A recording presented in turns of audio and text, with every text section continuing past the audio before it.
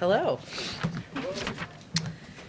So joining us today is Ambassador Roberta Jacobson, coordinator for the Southern Border. Ambassador Jacobson was the U.S. Ambassador to Mexico from 2016 to 2018. She previously served as U.S. Assistant Secretary of State for the Western Hemisphere Affairs. I had the pleasure of working with her at that time, and has focused on Latin America for more than 30 years as a career civil servant. She's going to give some remarks and then happy to take some questions. And as always, I will be the bad cop. Thank you for joining us.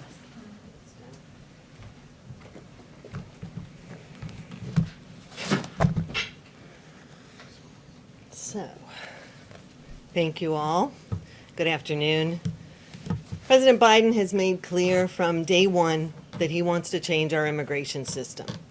Doing so means truly building back better, because we can't just undo 4 years of the previous administration's actions overnight. Those actions didn't just neglect our immigration system, they intentionally made it worse. When you add a pandemic to that, it's clear it will take significant time to overcome. We must build a better immigration system that reflects our values as Americans, enforces our laws, safeguards public health, and moves away from cycles of irregular migration. Today I'm here to talk about what we are doing with partners in Mexico and Central America to ensure that people don't make this dangerous journey and instead have opportunities for economic advancement and safety at home. The President has committed to seeking $4 billion over 4 years to address the root causes of migration, including corruption, violence, and economic devastation exacerbated by climate change. As part of that plan, we will address the causes that compel individuals to migrate, including improving governance and providing a foundation for investment and economic opportunity, strengthening civilian security and the rule of law. Working across the whole of government, we will look at access to international protection and refugee resettlement, and rethinking asylum processing to ensure fair and faster consideration. Only by addressing those root causes can we break the cycle of desperation and provide hope for families who clearly would prefer to stay in their countries and provide a better future for their children. President Biden, when he was vice president, visited the region many times and is clear-eyed about the challenge. He insists now, as he did then, that governments commit to being true partners in creating the conditions for growth and security. But I want to emphasize that the funds we're asking for from Congress don't go to government leaders. They go to communities, to training, to climate mitigation, to violence prevention, to anti-gang programs. In other words, they go to the people who otherwise migrate in search of hope.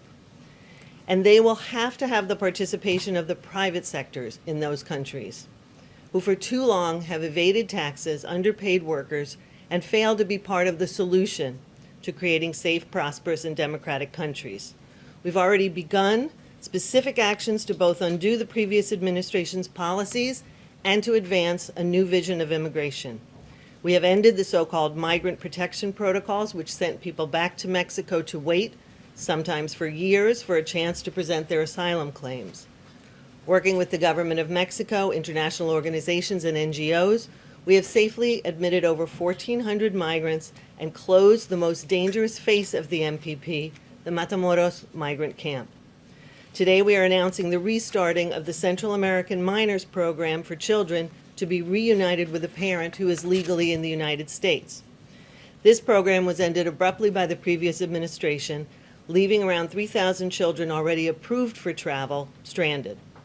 In phase 2, we will be working to improve the CAM program to expand safe and legal avenues to the United States. I want to be clear, neither this announcement nor any of the other measures suggests that anyone, especially children and families with young children, should make the dangerous trip to try and enter the U.S. in an irregular fashion. The border is not open. Going forward, we will continue to look for ways to provide legal avenues in the region for people needing protection while we continue to enforce our laws. This is a process. We have a great deal to do, but this administration has made significant progress, and we will continue to do so. It reflects who we are as Americans, putting our values at the center of our policy. Thank you. All right. Go ahead. Thank you for doing this, Roberta. This $4 billion that the administration is seeking, are you seeking this as part of a larger comprehensive immigration package or as a standalone bill? Well, I think what you'll see is that $4 billion in a Central American Northern Triangle strategy will be part of our foreign assistance request and will focus on the things we know that work. Obviously, it's not our first rodeo. The president, when he was vice president, worked on these issues. We know how to get money to communities that are most likely to send migrants, but also that are suffering the greatest effect of 2 hurricanes this season, et cetera. So it will be part of our overall foreign assistance package. In the meantime, we are focused on getting humanitarian assistance to these countries after Hurricanes Eta and Iota. So in that sense, it's part of a larger plan. But obviously, there are parts of this that will be on the domestic side as well to fix the whole extent of our immigration processing. And what else is the administration doing right now to work with these home countries to send a message to people, don't come here, don't send your children here? Right. Well, I think, one of the most important things is to make sure that we get communications right and the message right, and I'm happy to repeat that. But I think it's also important that we work with the international organizations that have very credible voices and have very good networks among migrant sending communities to dispel the myths and misinformation that smugglers are using, right? When we talk about the border not being open, and the ways in which we're trying to dissuade people from making that dangerous journeys, the smugglers are conveying exactly the opposite to people. So we need to make sure we get that message out. We also need to be looking at things like the CAM program, the Central American Minors Program, as I talked about, and how we can expand that, how we can make that eligibility greater. But the next step is to look at solutions in the region, right? What more can we do to process people legally who really do require protection so they don't have to make that journey? And we're looking at all of those things. And finally, you said that this isn't your first rodeo. Should the administration have been better prepared to handle this influx of children before it changed the policy allowing them to stay in the country? Well, I think there's a couple of things. I think what we're doing right now is making a difference in the home countries, beginning to work with governments.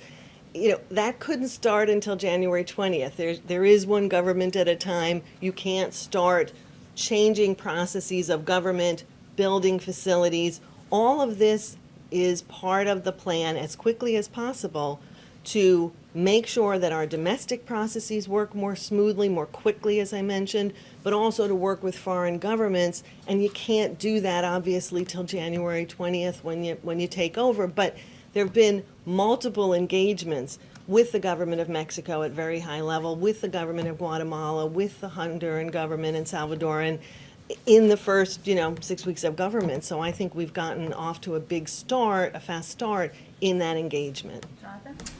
Thank you, Jen and Madam Ambassador. On Honduras, how does the administration balance this need for cooperation from that government with ongoing concerns about corruption there, particularly federal prosecutors who say that the President Hernandez was working on his plan to flood the United States with cocaine? Well, I think one of the things that I made clear in the opening comments, which I want to reiterate, is that none of the money that we're looking to get from Congress, from the taxpayers of the United States, goes to government leaders.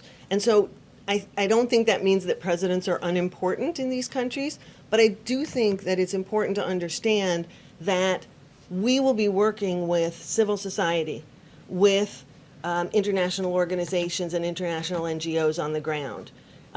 We will work with officials that we can work with, but we also think it's really important that these countries make commitments, really explicit commitments, to advancing on anti-corruption.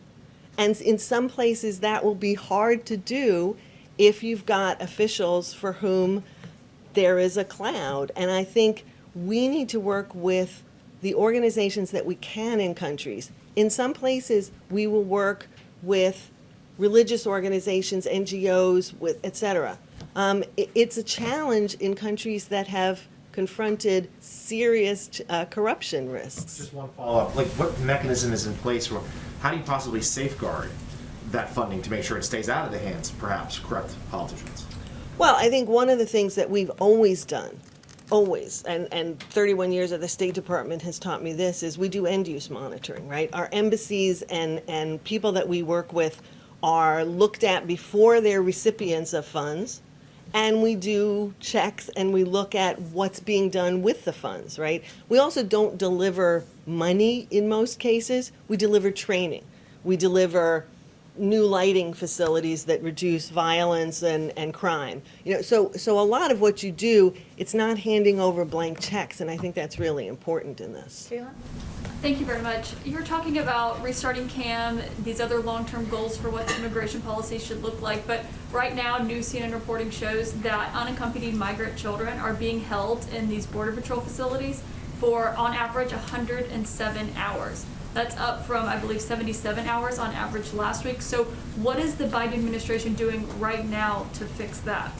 Well, I think, my part of this focuses much more on what we're doing at the end of this process in Central America and Mexico. I think all of us at every stage of this process are doing everything we can to make sure that children are well cared for and moved into facilities that are appropriate for them. But I want to make a point again that it's really important that people not make the dangerous journey in the first place, that we provide them with alternatives to making that journey because it's not safe en route.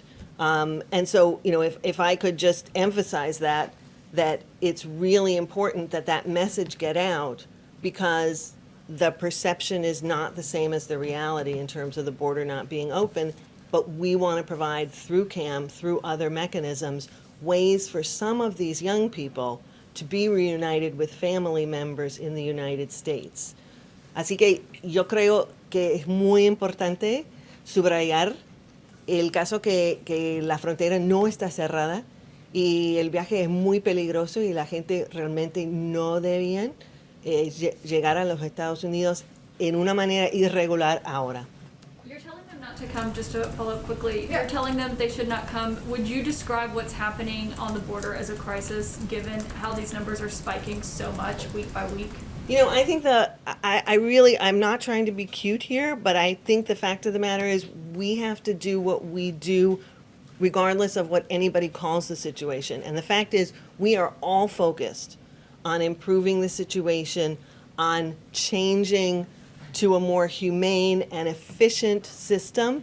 And whatever you call it wouldn't change what we're doing, because we have urgency from the president on down to fix our system and make sure that we are better at dealing with the hopes and the dreams of these migrants in their home country.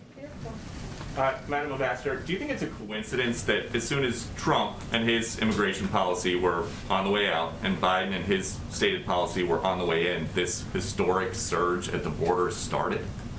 Well, first of all, one of the things I think is important is we've seen surges before. Surges tend to respond to hope. And there was a significant hope for a more humane policy after 4 years of pent-up demand. So I don't know whether I would call that a coincidence, but I certainly think that the idea that a more humane policy would be in place may have driven people to make that decision. But perhaps more importantly, it definitely drove smugglers to express disinformation, to spread disinformation about what was now possible. And we know that. If the change in administration's brought hope, then from your perspective, is this surge good? I don't think that's what I just said. I think it's a reflection of how migrants feel at a particular time. I think what we are doing is making sure that we respond to that hope for people who need protection. We respond to that hope in a way that their cases can be adjudicated more quickly.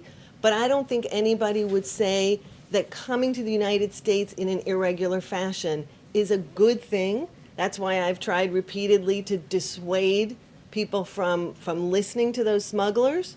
But we're going to try our best to do everything we can at each end of this in the United States, but especially in Central America and Mexico, to ensure we have safe, orderly, and legal migration. Roberta, go ahead.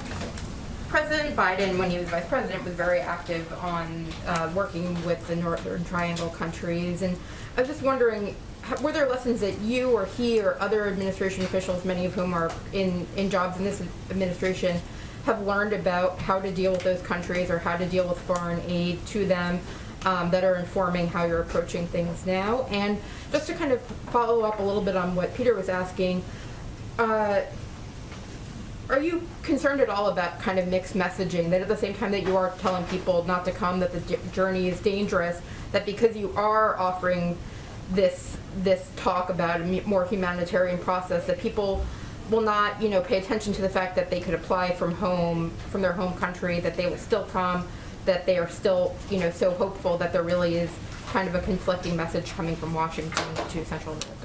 So on the first question, the question of learning things from when the vice president was leading a lot of our efforts in Central America previously, I think yes. That's a resounding yes.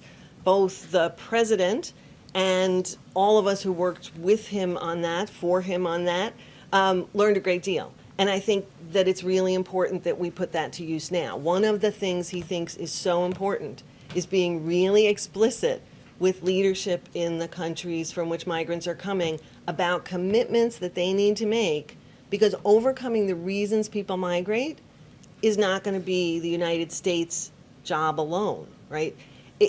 If we realize that it's lack of good governance, economic opportunity, and security issues or violence, then some of those require commitments by the governments on anti-corruption and transparency, on creating governments that function better to provide services for their country. So he's very clear on being sure that we get those commitments from leaders and holding them to it, right? The money is not a tap that gets turned on all at once. You have to make sure that you're continuing to follow those issues. So I think there's a lot of things we learned, and a lot of things we learned about ensuring that funds get to the communities that are really in need, whether it's post-hurricane or coffee rust, which was ravaging Guatemala and Honduras, or a historic drought. I think when you look at the issue of mixed messages, it is difficult at times to convey both hope in the future and the danger that is now. And that is what we're trying to do. And I will certainly agree that we are trying to walk and chew gum at the same time. We are trying to convey to everybody in the region that we will have legal processes for people in the future, and we're standing those up as soon as we can.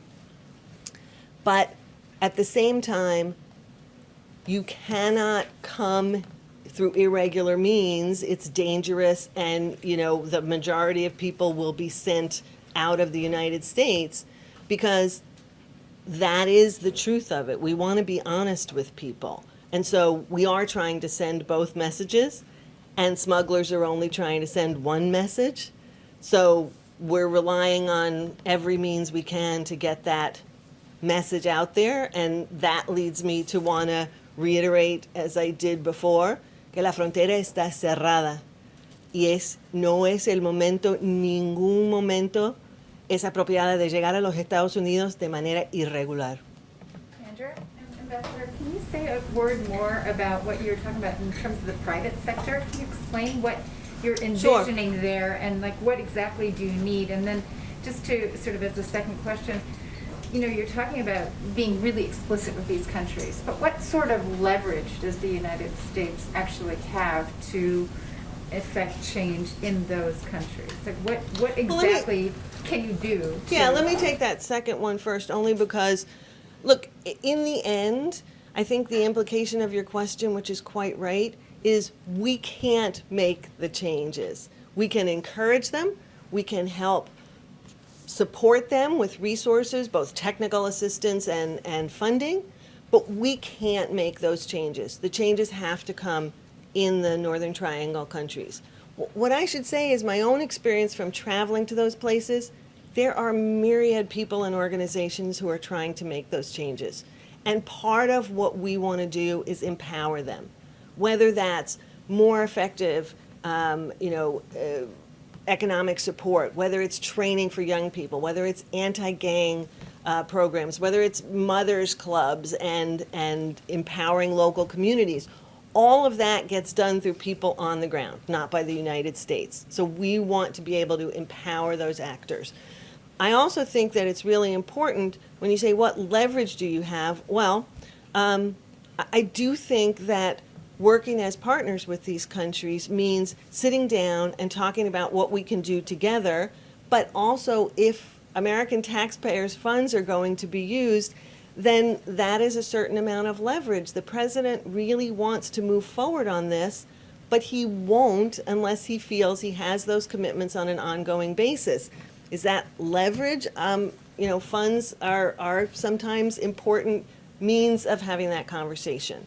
Your first question was on, remind me. Well, let me just follow up on No, you can't follow up. You have to go back to the first one.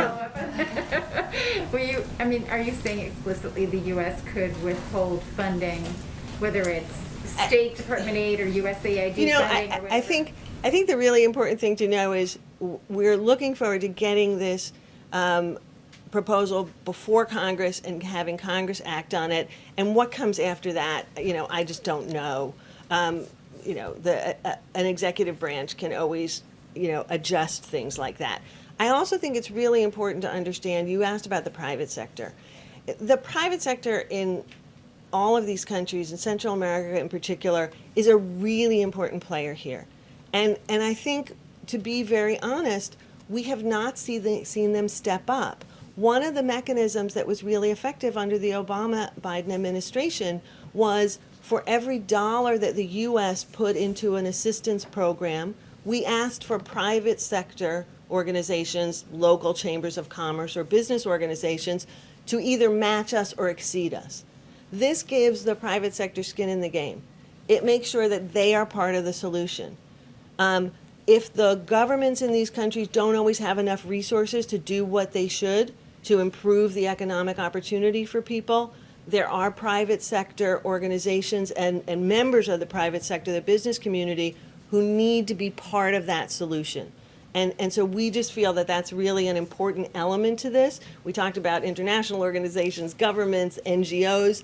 I don't want to leave out the business community as a participant. Okay, last two. Or last three if you have time. Okay, thank you.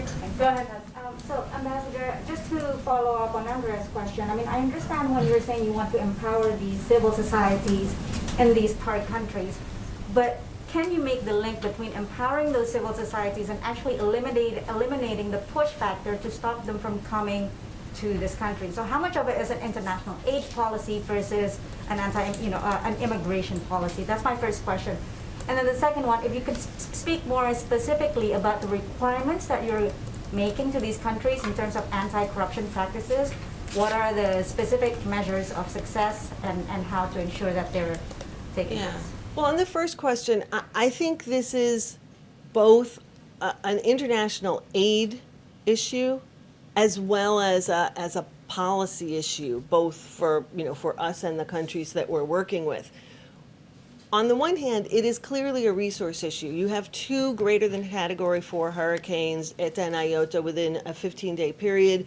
You've got reports that suggest that literally multiple millions of people in Guatemala and Honduras are food insecure now. That is clearly something you need to be looking at humanitarian assistance and aid to try and remedy.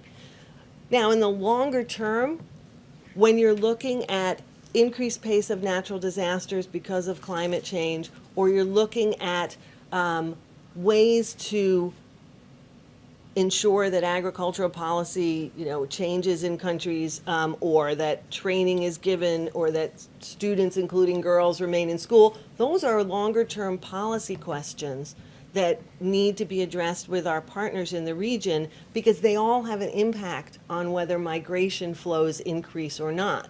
And so when the president talks about root causes, some of this is immediate humanitarian aid, but a lot of it is policy and aid together, making sure that you tackle the root causes of migration. Otherwise, what you see is continued cycles, right? To break that cycle of migration sustainably, you have to work both.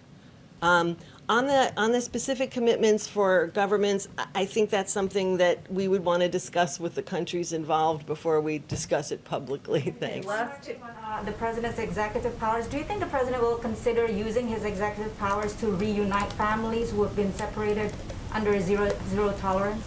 Well, that certainly outside bill. of the Family Reunification Task Force that was created, which is exactly to do that. Beyond that.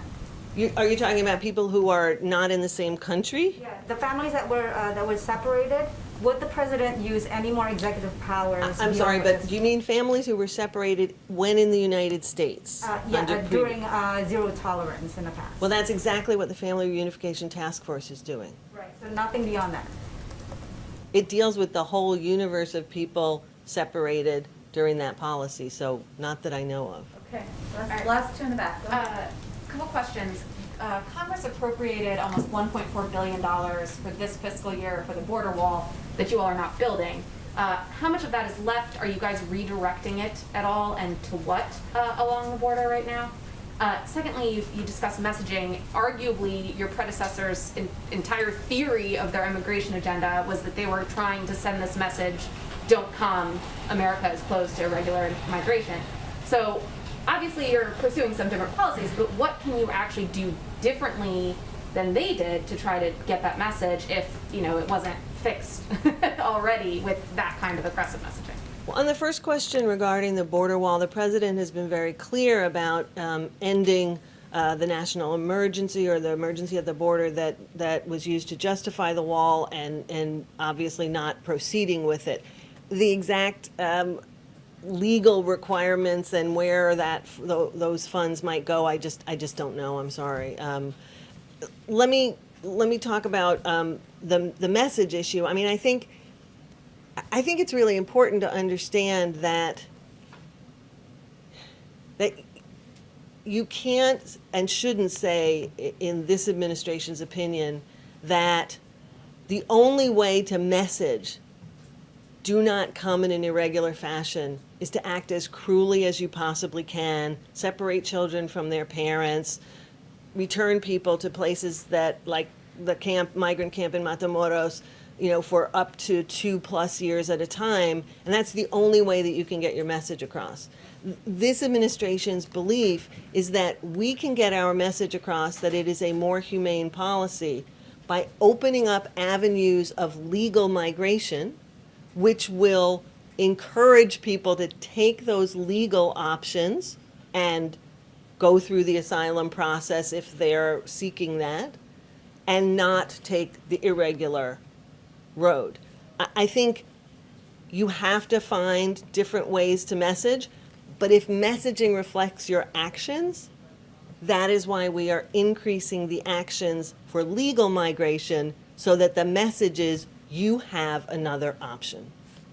Last one in the back. Thank you. If I may ask a question in Spanish for our audience.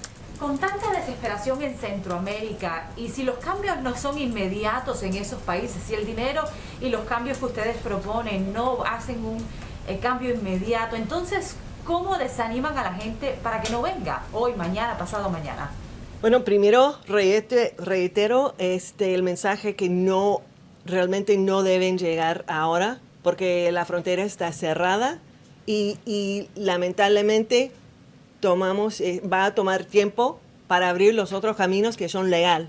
Pero tenemos también que subrayar que hay cosas que podemos hacer ahora mismo. Y uno es ese programa de jóvenes menores de Centroamérica que estamos reabriendo hoy día para reunir padres de familia en los Estados Unidos en estado legal con personas jóvenes, niños en Centroamérica que fueron abandonados, digamos, durante la administración previa. Pero podemos decir también que vamos a anunciar tan rápido como sea posible otras medidas que sí va a implementar antes de que se puede llegar dinero por parte de ese programa nueva al Congreso. Pero tenemos que admitir también que tenemos más que 500 millones de dólares ya está en programación en América Central. Estamos acelerando el proceso de implementar esos programas de alimentación, de trabajo y capacitación. Así que estamos empujando en todas las oportunidades, todas las posibilidades de llegar otros caminos y ayuda inmediatamente. Y si le puedo hacer una pregunta sobre la actualización de MPP y cuándo se espera que se puedan procesar a todas las personas que aún están en espera. Bueno, yo no puedo decir con una fecha exacta ahora cuándo vamos a terminar con ese proceso de la primera etapa de MPP, de procesar la gente de MPP tan rápido como sea posible, pero es muy importante que subrayamos que las personas que vengan a la frontera de manera irregular, eso no es la manera de llegar a los Estados Unidos y vamos a continuar procesando de una manera ordenada y legal la gente de MPP con otras posibilidades para personas entrar en los Estados Unidos presentar su caso de asilo. No se han reabierto nuevas aplicaciones. No puedo decir una fecha, no. Thank you so much, Ambassador Thank you. Jacobson. I appreciate your time. Thank you. Thanks, Ambassador. Whoops. Sorry. Thank you. Make sure Jen has the right book here. Thank you. Okay. I can't promise we'll always be that rapid when I promise to bring someone to the briefing room, but we'll try. We'll do our best. We'll do our best. A couple of other items for all of you at the top. With today's expected passage of the rescue plan, I can announce that the President will sign the bill at the White House on Friday afternoon. We spent a lot of time, of course, from the podium talking about the mechanics of how a bill becomes a law, and I know there's lots of interest in what comes next. So once it's passed, the bill text will be rechecked, printed, and signed by the appropriate leaders in the House and Senate. The House clerks will then deliver it to the White House for the President's signature.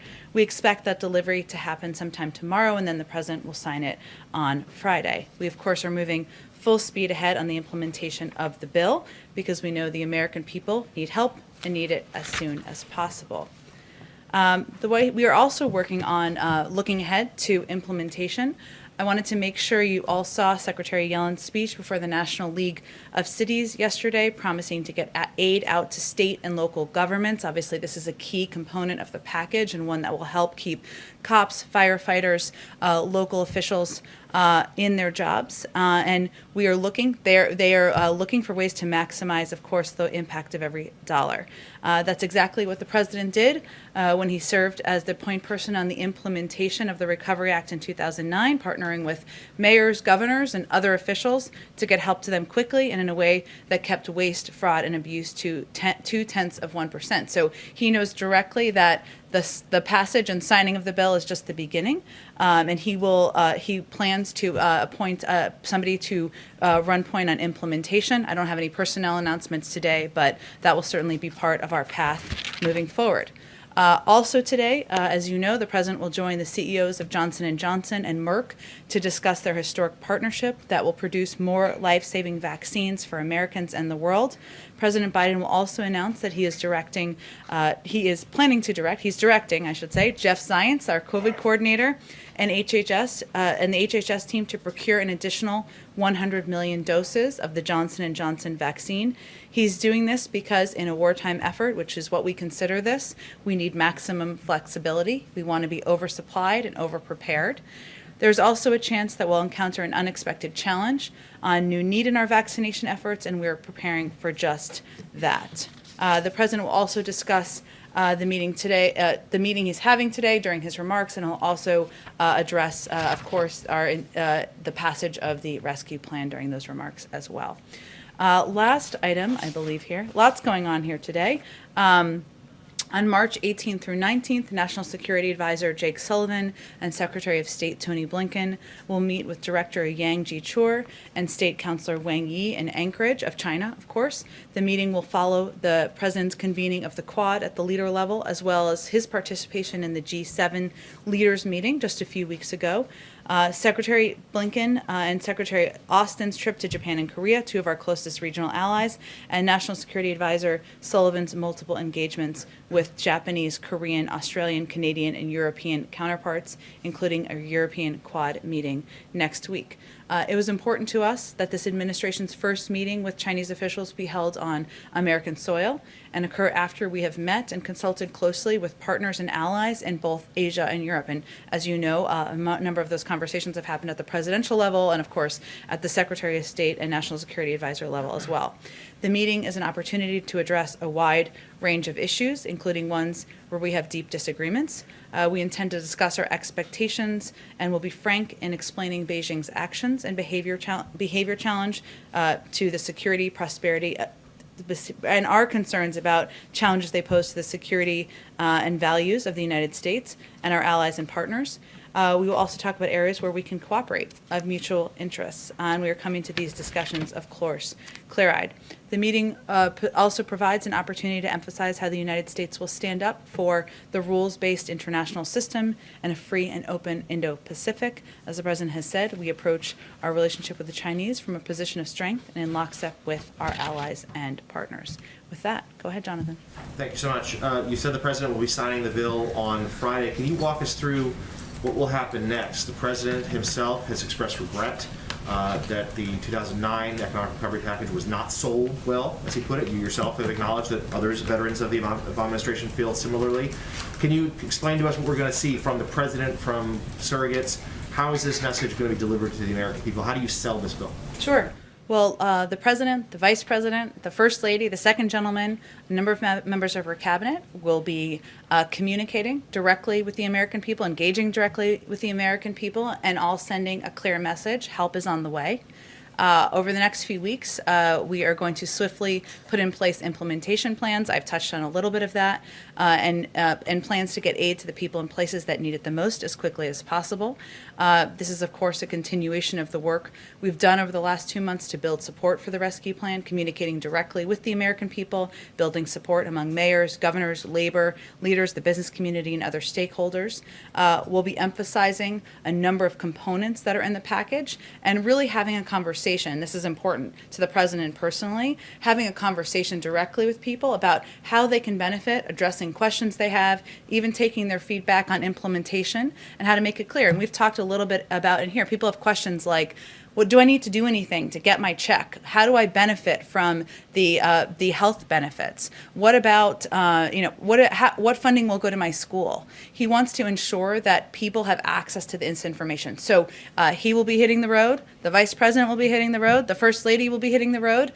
We will have people out communicating directly in communities, but we'll also use a range of tools at our disposal, including engaging in communicating through digital means, doing local interviews, and also utilizing a number of members of our cabinet who have key roles in the implementation. I referenced Secretary Yellen, of course, in her role. Obviously, the IRS has some key roles here, but he will be tapping into the cabinet to also play a role in communicating and engaging with the public. A follow on this, and then one other matter. Sure. On this, the President obviously is addressing the nation tomorrow night in prime time.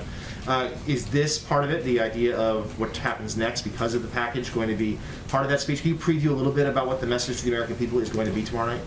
I expect I'll have more to say tomorrow about the speech, and I want to just give him a chance to go through the speech again and make sure I'm previewing it in a way that is consistent with where it will land. But as I've talked about a little bit in here, tomorrow marks the 50th day of the administration. It also marks 1 year since the country shut down, and the President believes it is important to take a look back of the journey the American people have been on, the sacrifices that have been made, the lives that have been lost, and also look ahead. And he will be talking more about how he will approach this war against the pandemic moving forward, and lay out some more specifics of what the American people can expect. And last one. A UN report out today says the U.S. is among the countries lagging behind on climate-friendly projects in COVID economic recovery spending throughout the globe. When is this administration going to start moving forward on the $2 trillion climate change package that was such a big part of then candidate Biden's campaign? It's only day 49. Jonathan. The UN has We're offered about to criticism pass on a passing law. historic, the most progressive bill in American history. It's passing today. Look, I would say that the president believes that, and he talked about this on the campaign trail, as you mentioned, was certainly a promise of his, that we can create the United States and many other countries around the world. We'll focus on here, can create good-paying union jobs that are also consistent with our objective of addressing the climate crisis. And certainly that is central to how he's thinking about his agenda moving forward. Those policy discussions are still ongoing, but I can assure you that he intends to deliver on the promises he made on the campaign trail and intends to deliver on the promises he made about creating good-paying union jobs that also are consistent with his goal of addressing the climate crisis, I should say. Go ahead. Hey, Jen, on the 100 million new doses, you said that the goal is to be oversupply. What's the goal for that oversupply? Is it to be held in reserve for kids? Is it to be donated to other countries? Is it to be held in reserve in case people need to get shots again next year? What's the plan for that extra dosage? Well, first, the president's focus every day when he wakes up is ensuring every American, we can ensure that every American has access to a vaccine and that we are vaccinating the people in this country. But here are a couple of the factors that have weighed in on our decision to purchase an additional 100 million doses. We still don't know which vaccine will be most effective on kids. We still don't know the impact of variants or the need for booster shots, and these doses can be used for booster shots as well as needed. Obviously, that's still being studied by the FDA, but again, we want to be over-prepared, as I noted earlier. We also need maximum flexibility. So Johnson & Johnson, the vaccine has unique benefits. It's a one-shot vaccine. It can be stored in the fridge and not a freezer. It's highly effective, as the others are as well, against hospitalization and death. But we are really looking for maximum flexibility here, as we are still considering a couple of those pieces I mentioned, which is most effective with children, the effectiveness on addressing variants, and of course boosters, as I noted.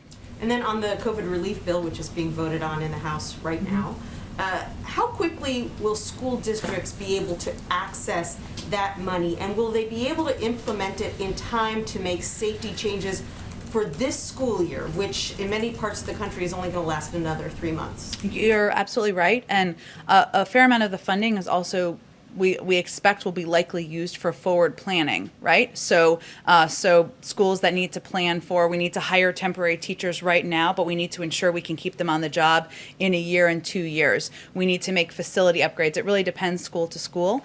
In terms of the timeline for implementation, I know that's something that our Department of Education is going to be looking at, and of course, the implementation team that will be focused on getting these dollars out the door. So we will certainly plan to give you an update as we have a better timeline on the calendar. And then finally, on another front, Des Moines Register journalist Andrea Sahur is currently on trial over her coverage of a racial justice protest last summer. She's been charged with failure to disperse and interference with official acts. Does the Biden administration believe that these charges should be dropped? And will the president or anyone in the administration urge Polk County, Iowa prosecutors to drop the charges? I'm happy to discuss this with our team. I'm not as familiar with the case, but I will look into it and we'll get you back an answer. Thanks. Sure, go ahead, Caitlin. First off, has President Biden been briefed yet by his delegation that went to the border over the weekend? And does he now feel the need to go to the border if he has been briefed by them?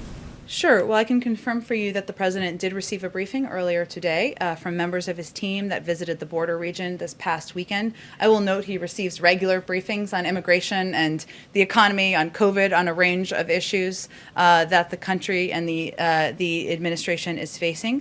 He heard from the delegation on what they observed during their visit to the border region and the facilities they toured, but they spent the majority of their time discussing what steps can be taken to expedite processes, to move more quickly, to move the process more quickly to meet the administration's goal of getting these children placed with vetted and confirmed families, moving them quickly, as related to your question earlier, out of Border Patrol facilities and into these shelters and then ultimately into these homes. I don't have anything to preview for you in terms of a trip. Obviously, a delegation going to the border and visiting these facilities is something that can be done with a much smaller footprint than the President of the United States traveling, but I don't have anything to preview in terms of a trip. And earlier you said you're going to, or the president is going to pick someone to kind of run the implementation of the coronavirus relief package. Does the White House anticipate that there could be delays in implementing that because it is such a big bill? No, I wouldn't imply, or I was not trying to imply that, only that we know that this will not all be implemented in 4 days or a week or what have you. This will take some time, and we want to ensure that there is a person responsible and accountable to the implementation. That's something the president felt worked when he was vice president, and so it was an indication of that. But there are a number of cabinet members who will also play pivotal roles here. I referenced, of course, Secretary Yellen. Secretary Cardona will play a pivotal role, of course, in the reopening of schools. And so there are already officials within the administration, but this can be, it has been used in the past as a more of a coordinating mechanism. And how long do you think that implementation will take? I can't give you really a timeline of that. Obviously, there are different components, as you well know, right? Getting the checks out the door. Our Treasury team and our economic team are crunching the numbers on that. We hope to have an update for all of you soon on that. Obviously, reopening schools, as Nancy was asking about, it really is school district to school district in terms of what their needs will be, which schools need funding, which districts need funding. There are things like unemployment insurance, which obviously is applied through different mechanisms. So there are pieces of this that are just going to be implemented over time, some that can be done more rapidly and quickly, but obviously this is our focus and our priority in the days ahead. And my last question, on Johnson & Johnson, he is going to announce that they are trying to get another 100 million doses this afternoon, but the administration told governors yesterday on their weekly call that they should only expect to get 400,000 doses of the Johnson & Johnson vaccine next week. That is far behind what the Johnson & Johnson contract with the federal government that they were supposed to have ready when it was authorized by the FDA. So is he going to confront the Johnson & Johnson executives he's meeting with today about why they are so far behind on production? Well, as you know, Caitlin, he invoked the Defense Production Act in part because he wanted to, and our team, Jeff Zients and others, have been working closely with Johnson & Johnson and Merck, of course, to expedite the production of vaccines to ensure that they can be available on the timeline they've committed to. I will say that this 100 million that's being announced this afternoon is more for the second half of this year and we're not adding additional doses expected on that same timeline. But I'm certain they will be discussing, of course, the need to ensure that the deadlines are met and that we have the vaccines and the doses needed to get them in the arms of the American people. Go ahead, Andrew. So on the vaccine, the head of the WTO and others are calling for greater efforts to be made by advanced economies, big countries and rich countries to get more vaccine into developing countries. Mm-hmm. You've just announced that you want to be over-prepared here in the U.S. And what is the United States doing to ensure that these vaccines get out to other countries? And do you favor a waiver of intellectual property protections under the WTO to ensure that that moves more quickly, or what's your perspective on a kind of a third way that would be just increasing licensing? Well, first, the president is deeply focused on the issue of expanding global vaccinations and manufacturing and delivery, which will all be critical to end the pandemic. But as we've also said, he's first and foremost focused on ensuring Americans have access to vaccines as soon as possible in this period of time. And we've obviously made a great deal of progress on that front. I don't have anything more to preview for you in terms of what that will look like. We first need to focus on, right now we're still in a circumstance where there isn't enough supply for the number of Americans who want to get the vaccination. So that's really our focus at this point in time. But certainly it's a point of discussion with his counterparts and with the counterparts of other members of our national security team. So you don't want to say anything about the waiver? I don't have anything more for you to predict. Okay, and then on that question of vaccinating children, you mentioned that you're not sure which vaccine will be most effective. Fauci has talked about getting high school students vaccinated by the fall and elementary school kids in the spring. Do you have a sense of when every American could be vaccinated? I mean, you've talked about having enough on hand for adults to be vaccinated by the summer. or by the end of May, actually. Well, we will have enough supply, right? But the president is the first to say that we can't do this alone, and that certainly a component of this that is vitally important is ensuring that people understand across the country that these vaccines are safe and they are effective. And we are still going to focus on combating the issues of misinformation and, of course, of vaccine hesitancy in a range of communities. The FDA, as you know, would be the ones running point on approval of vaccines for children. I can't really predict when children will be vaccinated, and we don't know when the FDA may approve a vaccine. But our role is ensuring there's enough supply and that there is enough distribution. We've made a great deal of progress on that. More work to be done, but I can't make any predictions beyond that. Go ahead. On a couple things. First, President Biden, when he was vice president, kind of was the person who ran point on the 2009 recovery bill. Would you expect that Vice President Harris might take on a similar role? He has, done a lot, put her in a very similar position to the one that he had with President Obama. Well, that's true. I mean, the president has said that he wants the vice president to be the first in the room and the last in the room when he has important briefings, when there are important policy decisions and discussions that are taking place. And that certainly is how he is operating, or they are operating as a team together. In terms of what role she may play in the implementation, I don't have anything to preview for you on that. She will certainly be traveling. She's a key voice and asset for the administration, and she'll be communicating about the impact of the American Rescue Plan and how it's going to help the American people over the course of the next few weeks. Ron Klain said last night that the president's speech to a joint session of Congress won't be for a few weeks, and he was kind of suggesting that there is going to be this time period where the administration is focused on promoting the bill that just passed. Can you kind of confirm that and provide any more information on sort of how you're thinking about the rest of March into April, promoting this ARP versus moving on to the Build Back Better? Sure. I don't have an exact breakdown of timeline, and I don't think Ron was intending to give one either, only to convey, which is I think why you're asking, that the president, the vice president, and all of us in the administration believe it's important to take a moment to, or a few moments, I should say, to communicate directly with the American people about the benefits of the package, to ensure they understand that help is on the way in a range of forms, and to do that in communities and directly with people who we are hoping understand the benefits of this package. So I expect that to mean a couple of trips for the president, the vice president, and others, but I don't have kind of an end date for that. And certainly part of the focus internally is on ongoing discussions about what is next and what components of the president's Build Back Better agenda, what the order is, the format, the size, and those decisions haven't been finalized quite yet. And then one other thing that you kind of hinted you might have an answer for yesterday, which is another thing related to Ron, the National Clearinghouse for Vaccine Information. We here in the Bloomberg seat are very interested in your answer on that. Very excited about the website, which many people are.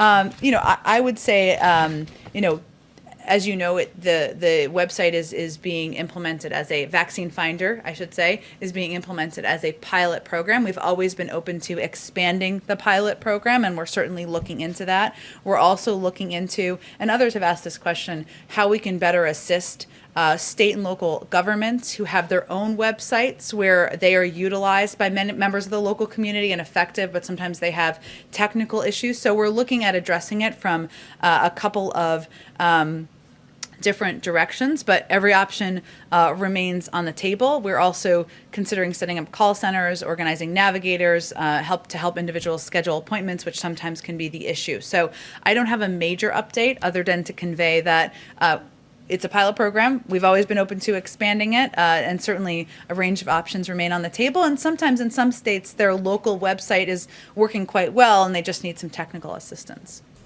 Go ahead. Thank you, Jen. You've been telling migrants from right there for a month now, all the way back to February 10th, that now is not the time to come, but they are coming in bigger numbers every day. So do you have a messaging problem?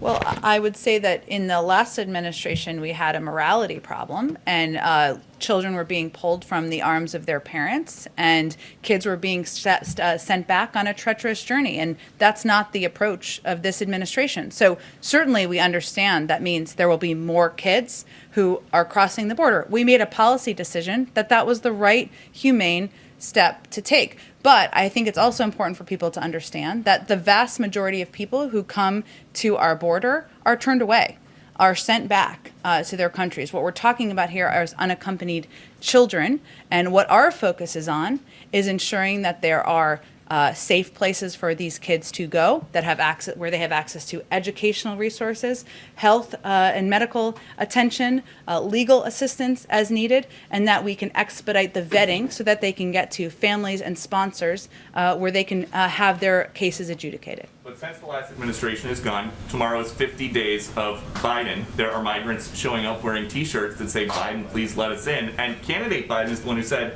"I would end this notion for the first time in history. The people seeking asylum have to be in squalor on the other side of the river." Why doesn't he come out and just say, "Now is not the time"? Well, he actually did an interview with Univision about a week and a half ago where he conveyed a similar message, and we've conveyed that at every opportunity that we have. I will say we are, as you noted, almost 50 days in.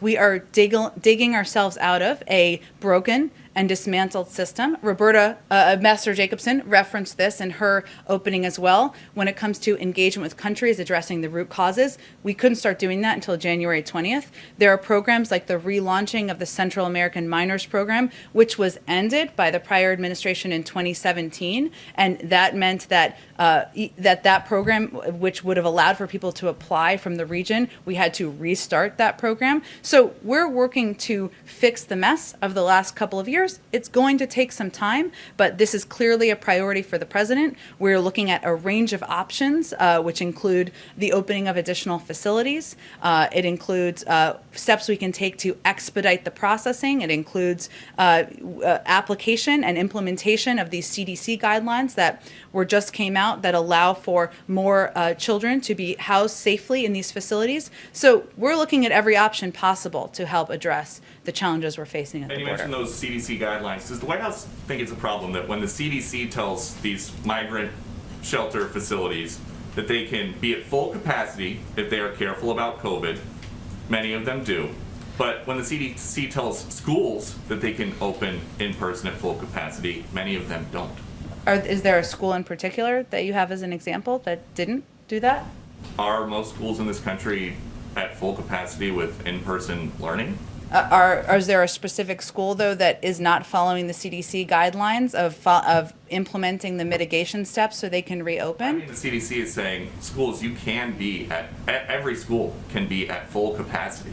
What the CDC guidelines, just to be clear, because I think this is very important to be very clear and specific on, they gave 8 mitigation steps that schools can take to safely reopen. A number of schools have actually recently reopened. Schools in Washington, D.C., some have, schools in many districts across the country. But each school district needs to make the decision about whether they are able to take those mitigation steps. The president has also been clear, some of these school districts need additional funding. There's $160 billion in this package that he's going to sign into law later this week. The Secretary of Education will be quite focused on working with school districts to help them reopen. But more school districts are reopening, more kids are in classrooms every single day. But since they are not all back, from an administration position or from your perspective, have the Border Patrol unions and the HHS unions been easier to work with than the teachers' unions? I think that's a little bit of mixing different circumstances. I would say that it's children all in tight quarters. I mean, a classroom. Not quite. Not funny. Not quite. I would say that let's take a responsible approach to the two issues, okay? One is schools reopening. There's been 8 mitigation steps that have been announced by the CDC to implement, right? Yeah. Every school district is going to work to implement those on a timeline that is they can effectively do. Many school districts are reopening, right? Many are reopening every single week and day and week. right? That is a different circumstance than what we are seeing at the border. And the HHS oversees these facilities, right? They're working on ensuring we can have more kids safely. They are working to implement CDC guidelines, but they are different circumstances. And certainly we're working with the school districts, and we're also working with HHS to open these facilities, or to ensure that kids are treated with safety and care in these facilities. Okay, go ahead. Thanks, Jen. Just a little bit more on the Quad. You mentioned yesterday that one of the issues that will be discussed is how the leaders can work together to combat the pandemic. Might that discussion include a strategy to counter vaccine diplomacy from China and Russia? I think there'll be a range of topics discussed, and I know that it is a concern of a number of leaders around the world, including, of course, President Biden, and I'm sure we'll have a readout of the Quad meeting tomorrow once it's completed. Just a little bit more on the announcement, if you can preview it. Can we expect anything in terms of how the Quad, what kind of commitment they would give in terms of helping other countries to access vaccines? Again, I know they'll discuss a range of issues tomorrow, but I think it's important to just take a little bit of a step back, because this is a meeting that covers a range of topics. Of course, I'm sure COVID, which is a pandemic everyone in the world is dealing with, will be a topic of discussion, but there'll be issues like climate that are addressed, economic cooperation. I'm sure they'll have a range of issues to bring up, and we will provide a readout when the meeting concludes tomorrow. A little bit more on that. What about in terms of the military balance? I mean, we know that China just announced a huge defense spending, 6.8%, I believe, for this year. Is that also a top item in the agenda? I don't think I have more to preview than what we've already offered. We will, of course, have a readout when the meeting concludes. There are a range of topics on the mind of all of these leaders. As I've noted in here before, we anticipate the meeting discussing a range of the crises we're facing as a global community, from COVID to climate, economic cooperation. I'm sure they all will bring up a number of issues, and we'll have a robust readout when the meeting concludes. Go ahead. A few questions, like everyone. Sure. In California, Republicans are seeking to nationalize the recall effort against Governor Gavin Newsom and really make it a referendum on COVID policies. You know, the other day, Bernie Sanders tweeted that it's time for Democrats to unite and rally on Newsom's behalf against the recall. Does the president have any plans to personally or otherwise support Newsom if this does make it on the ballot and becomes an off-year campaign? We're not quite there yet. We've spoken out in support of Governor Newsom and against the recall, so that remains our position. All right. Also in California, we at the San Francisco Chronicle are finding that school districts are saying, even with this influx of money coming from the package, there's still lots of reasons they're not sure if they can reopen even, by this fall, including building consensus around how to do it. There's been some criticism that the CDC guidance is actually too conservative and prohibitive, including the 6 feet distance rule that schools either have to ignore or not open. If there are still schools that aren't open by this fall, would the administration consider it a failure, and what more could they possibly do to help those schools along? We have several months before the fall, 6 months, 5 months. Okay, I will stop doing math now. Our Secretary of Education, Miguel Cardona, this is his number one priority, what he is focused on. The president has asked him to lead this effort, and he is holding a school summit. He will be working with school districts, including, I'm sure, in California and San Francisco and others, to work to address what they feel the challenges are to reopening, whether it's funding that's needed, whether it's consensus building that needs to happen. The president wants schools to be open 5 days a week, wants kids to be learning in school, and we're going to do everything we can to ensure that's happening. And lastly, on the subject of today's briefing, immigration and border policy, it covers so many different agencies. There's Homeland Security, there's HHS, as we've discussed, there's State Department, Department of Justice, which we don't talk about as much, has a huge piece of this.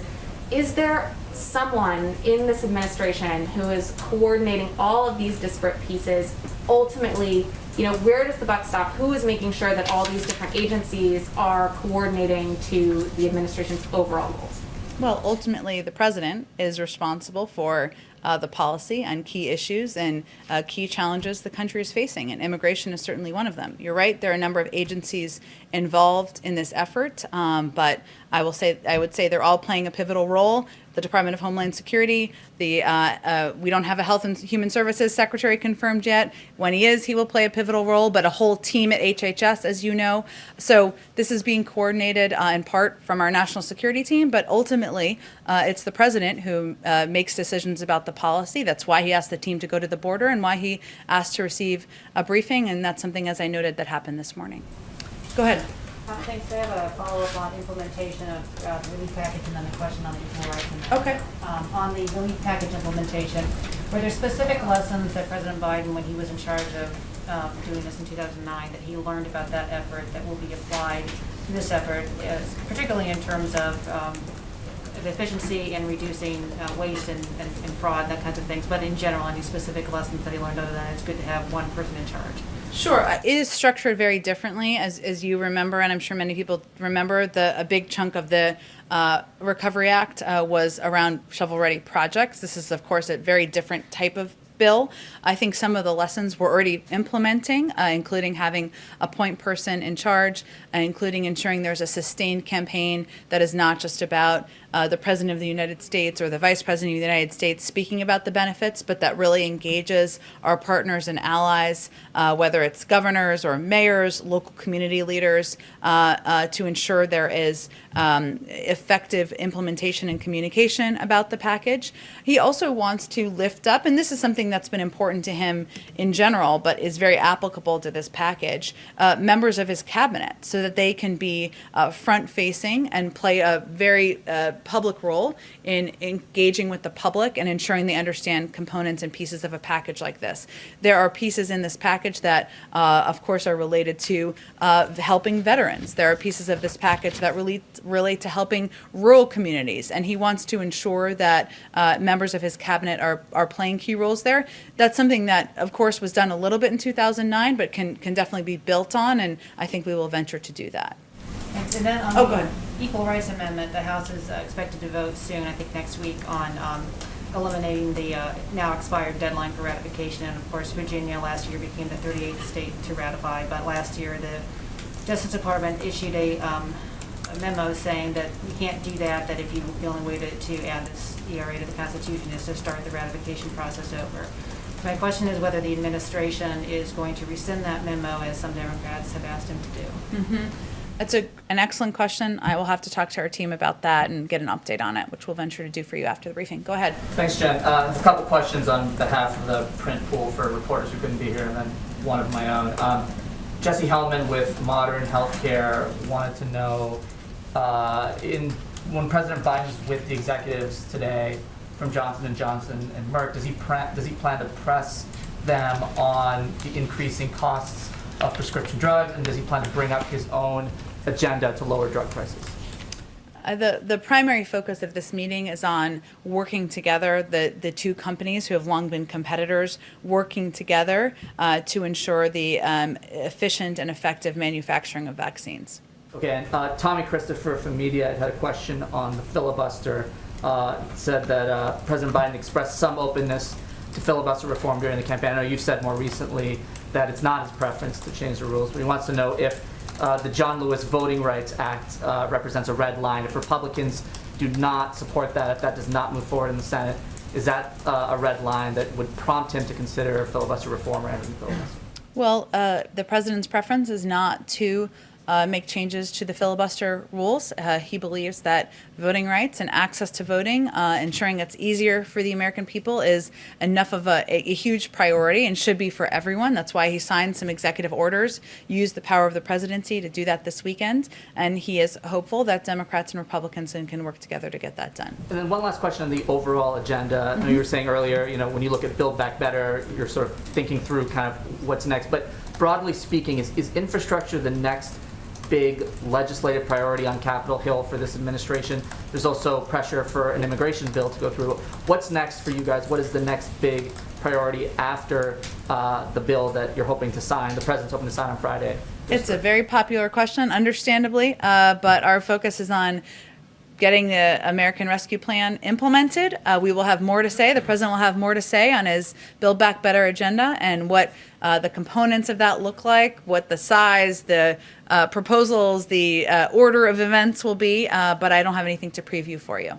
Does that come before an immigration bill on Capitol Hill? Or? Well, I don't have a legislative order to preview for you either. I will say, given all of the conversations we're having, understandably, about the border and questions about the border, in the president's proposed immigration package, he has funding to address the root causes in the region, as we talked about a little bit earlier. He has a pathway to citizenship, or proposes a pathway to citizenship for undocumented immigrants, and he also proposes an investment in smart security. So given all of the concern by many in Congress about immigration and what's happening at the border, that sure seems like a good time to move that initiative forward.